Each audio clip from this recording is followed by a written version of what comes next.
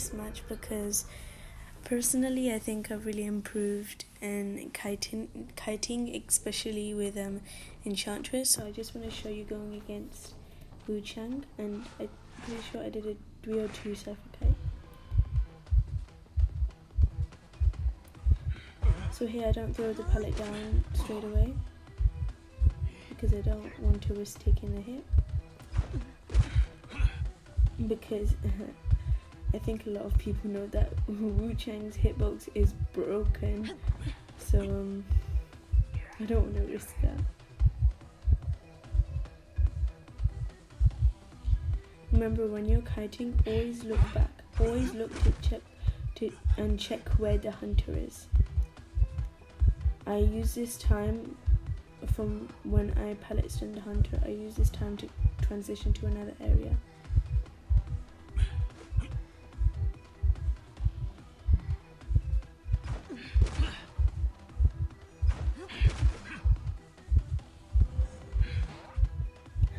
Honestly, I did not expect the blink. That's why you have to be careful.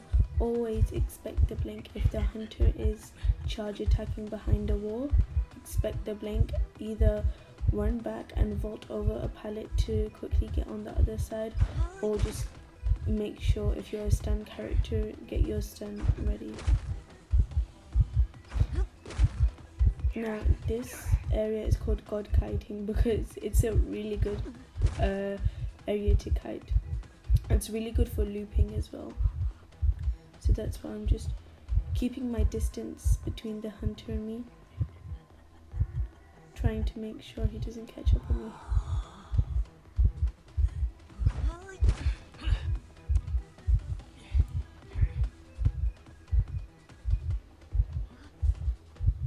I keep on looping, just keep on looping. Loop for as much time as you can, because you need to try and make time for your teammates to decode. See, the hunter decides to leave me. I should have stunned him to cancel the umbrella effect. But see, now he's on the explorer.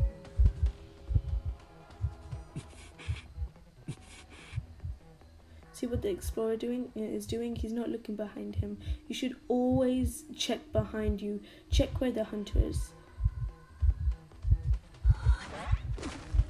And honestly, don't try to get a pallet stun on the hunter on Wu Chang. Don't hide behind the pallet. Just I personally, it's all about preference in this game. All you need to do is just I'm not sure, but just throw down the pallet straight away. But people use different tactics, people play the game differently. It's the same with persona traits, people use different persona traits.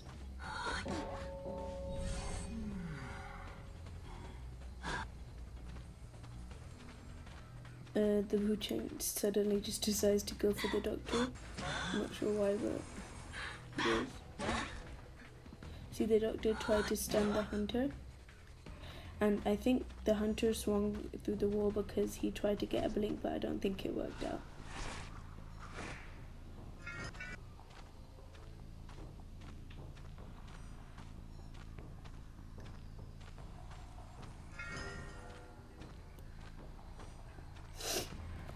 This doctor is doing a good job kiting and looping.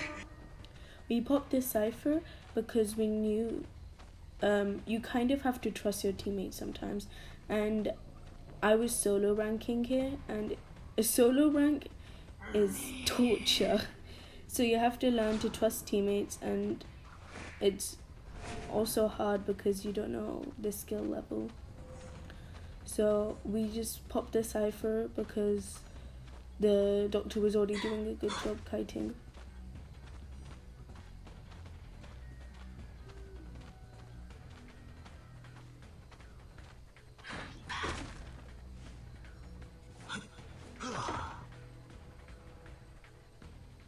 See, we're already at the exit gate, just dancing around, just waiting for the doctor to escape. And normally what you should try and do this in every single match. If the survivor that is kiting, if that kiting survivor says that the dungeon is here, leave immediately. This allows that survivor to escape through the dungeon. And if you don't leave, you could throw your tie or win. I don't know how he keeps on missing the hits.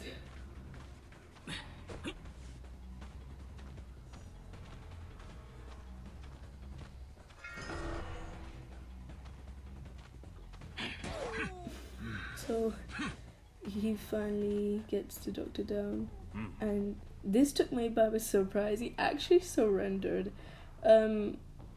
We texted in the post-match, and turns out he let us win. He just gave up, so that was nice. But yeah, now this is another match I played right after.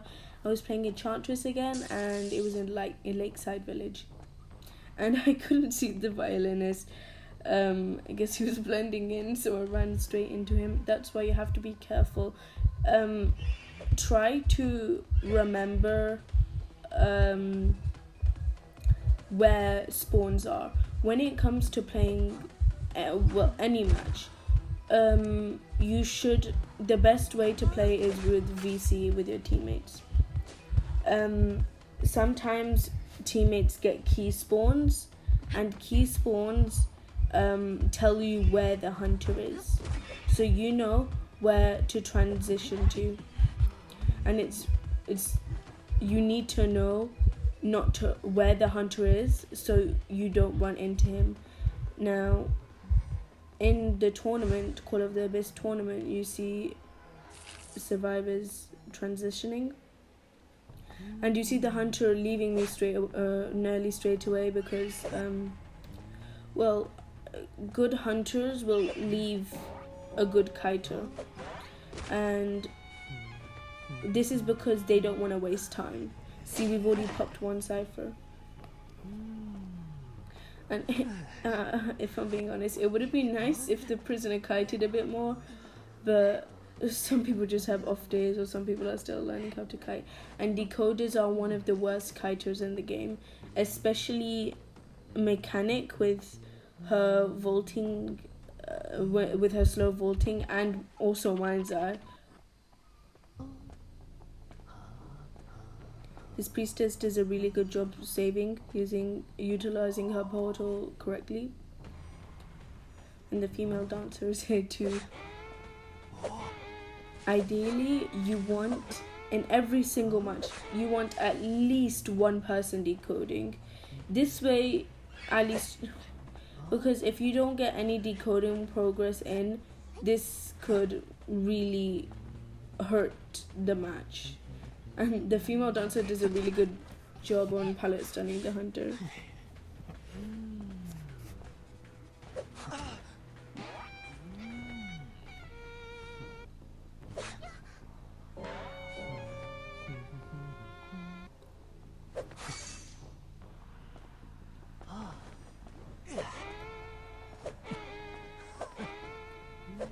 Now at this point we just have to be careful.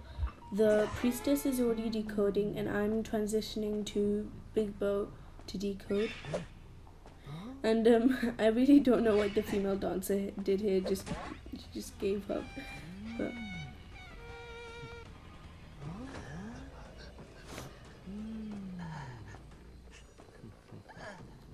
when it comes to kiting a violinist with full presence, when you see the violinist using his full presence trick or trait or skill, there are white gaps in between the red lines.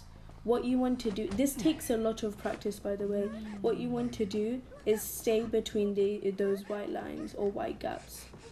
This makes sure you don't get a hit or you don't take damage.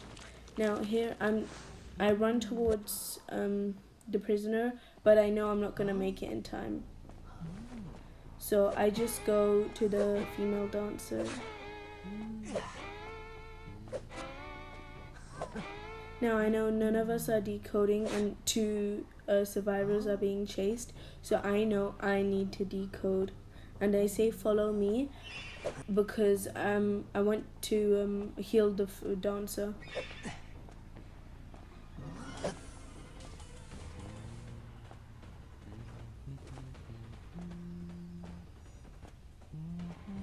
Now I think the hunter sees the cipher wiggling or sees the female dancer going into big boat, so he transitions to us.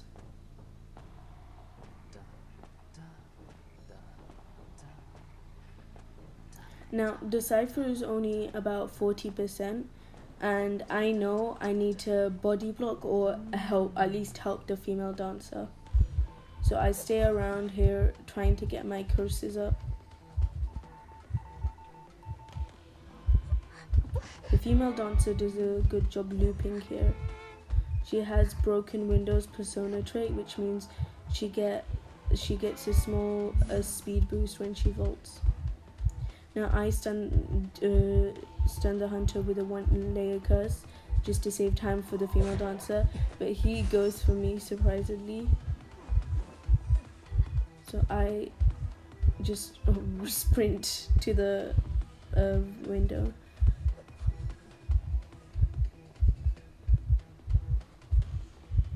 Now I know I need to kite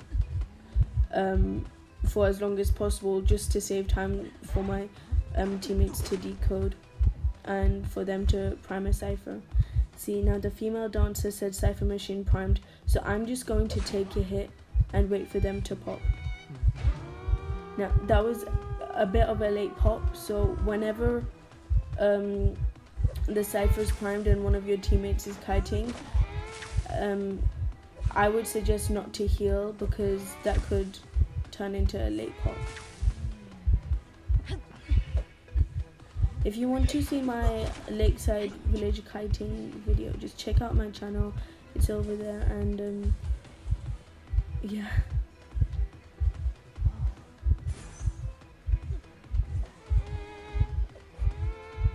Right now, to be honest, when I was playing, I was kind of panicking because I knew that I wasn't gonna make it to the exit gate. Now I just want to say thank you for all the support you've been giving me. I really appreciate it, and I hope I'll continue to upload videos. So we do get the tie, and well, I hope everyone stays safe and have a nice day.